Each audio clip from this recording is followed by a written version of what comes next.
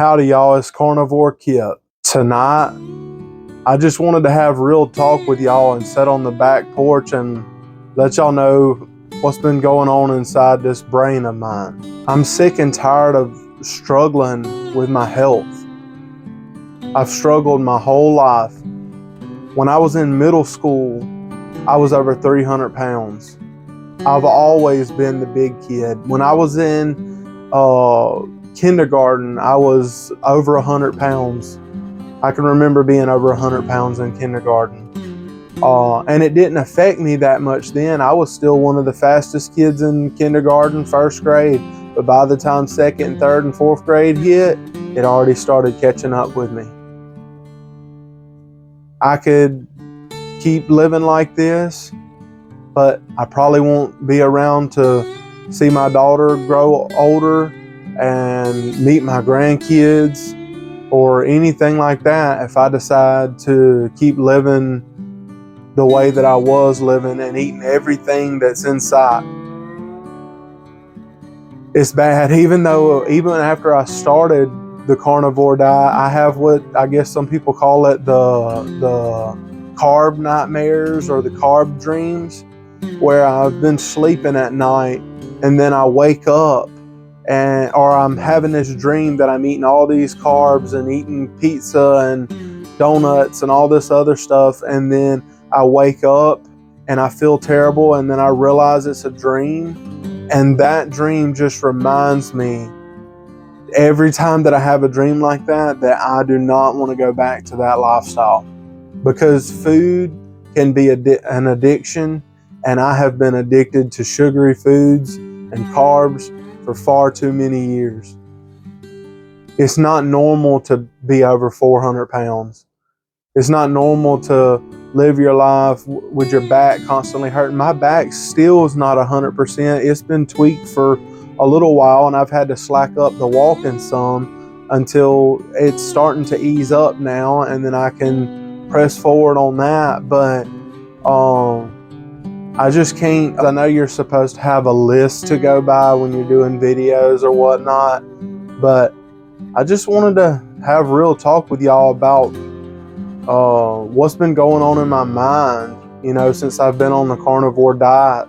It's been over 10 weeks, and I'm officially down 57 pounds.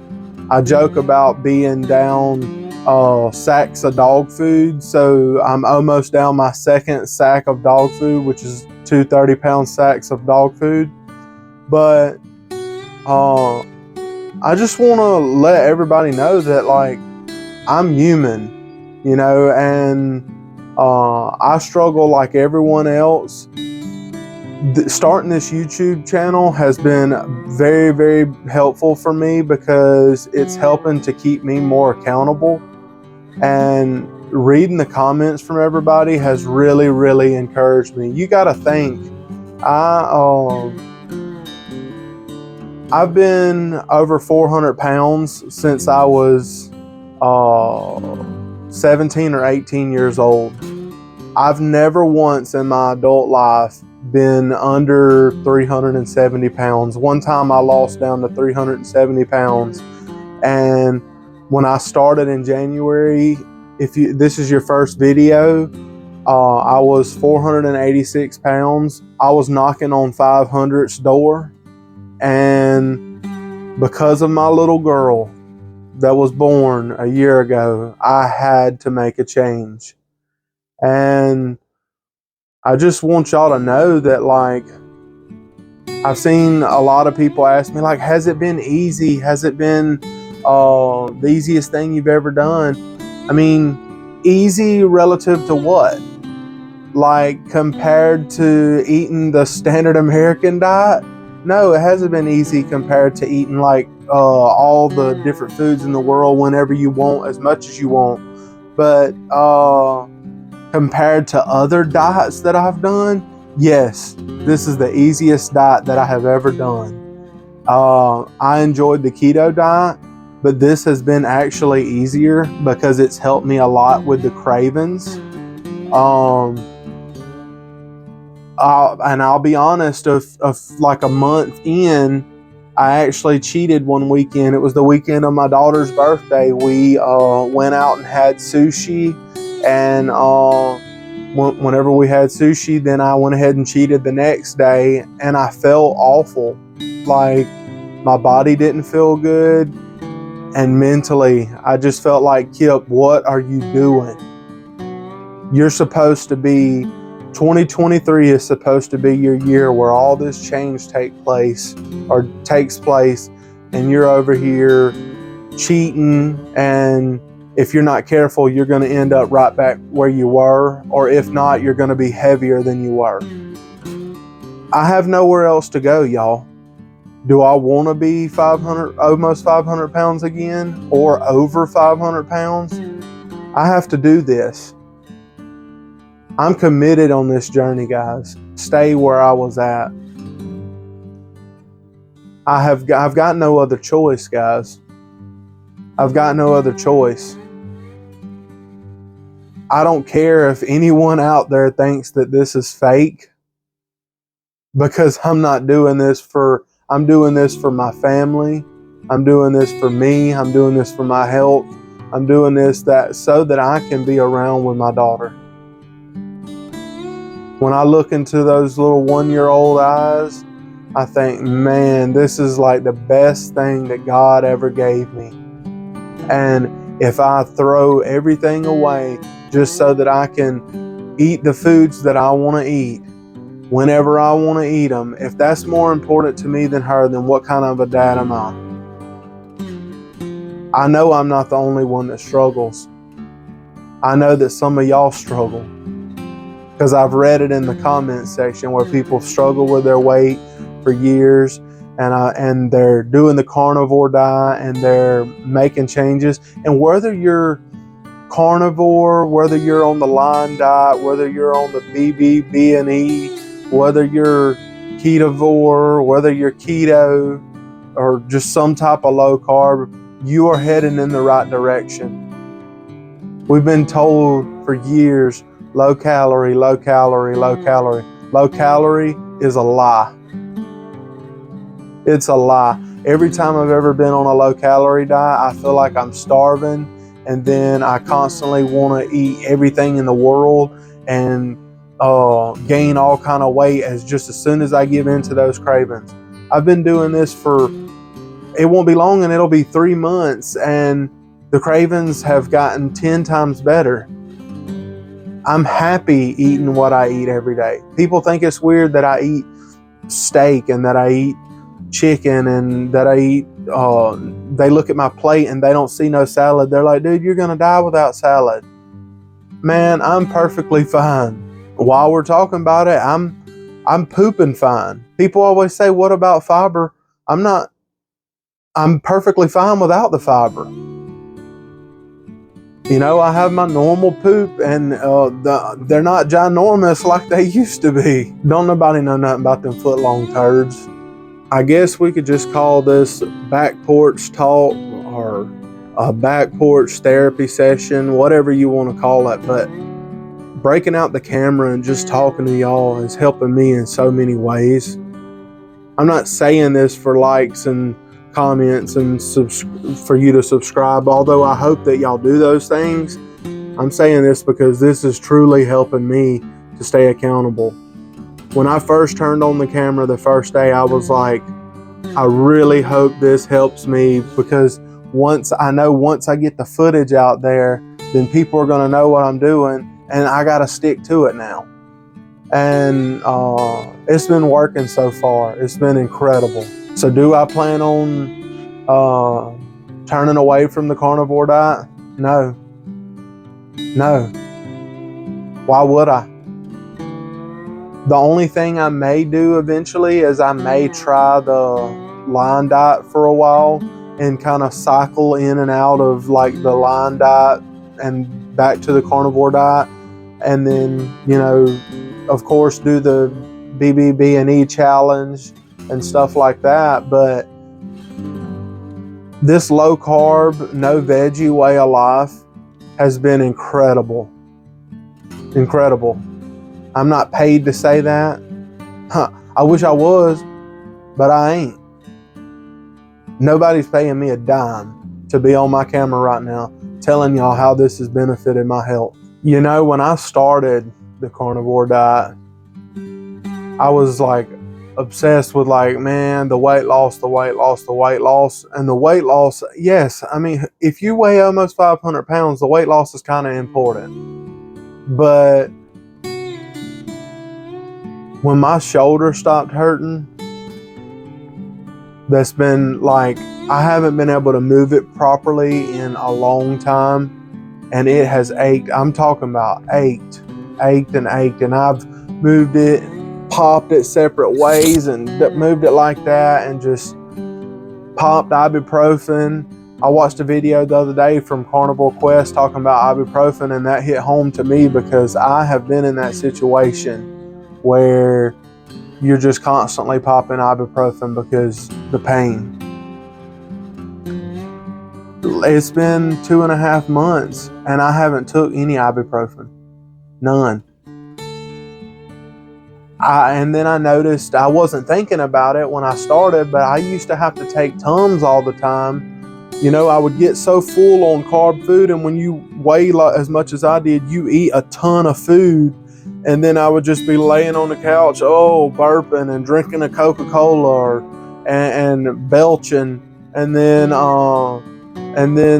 be like, oh, where's the Tums at? I need some Tums, and take about 3 of the big Tums and just wait on it to ease up so you could lay down and go to sleep at night. Otherwise, it would want to come back up. And I haven't had to take any Tums. I have not took Tums ever since I started.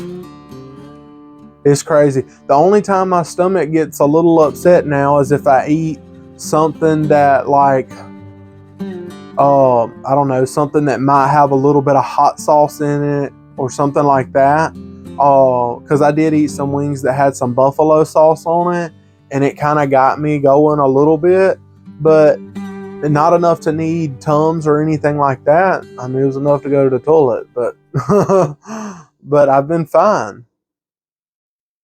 After that first week of having to run to the toilet whenever and not trusting a fart,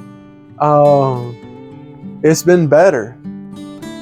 And you all say that I motivate y'all, and I hope that it's true, because I don't want to be in this journey for myself. I want to be in this journey, yes, for me and my family, but also for someone else that doesn't know about the carnivore diet, or someone else that doesn't know that the low calorie way is not the right way. Now, I'll say, I'm not a doctor, so you talk to your own doctor, but based on the research that I've done, and even more than that, based on the way that I feel, I believe that our body is extremely intelligent, more than we realize. And if I was hurting my body, I'm pretty sure that my body would be telling me right now. My body would be saying, hey, Kip, you're doing something wrong. Right now, my body's telling me you're doing something right, and keep doing it. And when I've watched those interviews with, the big guys and the big girls that know a lot more than me about carnivore, they say, that if you think back, or you think about animals in the wild, they don't eat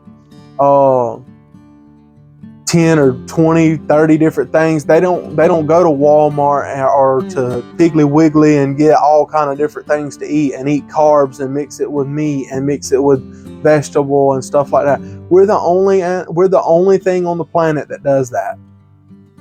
Every other animal has a diet for that animal.